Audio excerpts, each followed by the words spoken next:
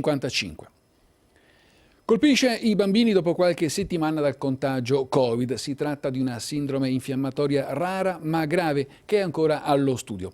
La maggior parte comunque dei piccoli pazienti risponde bene alle cure. Antonello Profita, vediamo.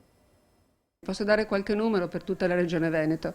Circa 9.000 bambini a dicembre, nuovi casi infetti, 4.500 invece nel mese di gennaio. Numeri in netto calo dunque anche tra i bambini che oltretutto rispondono al Covid con l'energia magica propria dell'età. La maggior parte dei bambini, oltre il 50%, è o asintomatico o presenta sintomi lievi.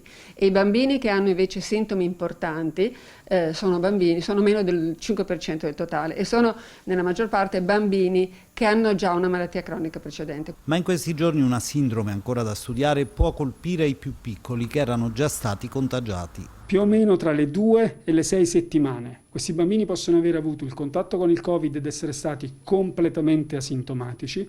Ciò non pertanto, in rari casi, dalle 2 alle 6 settimane dopo, possono sviluppare una sindrome infiammatoria che può coinvolgere vari organi. Dall'intestino al cervello, alla cute, agli occhi, al cuore. Nell'80% dei casi può coinvolgere il cuore. Si tratta di una complicanza rara ma seria che in alcuni casi può richiedere anche il ricovero in terapia intensiva e in alcuni casi rari può dare anche delle complicanze permanenti. Di positivo possiamo dire che la maggior parte comunque risponde bene alle terapie? Nella stragrande maggioranza dei casi i bambini recuperano completamente, sì. Il sindaco di Venezia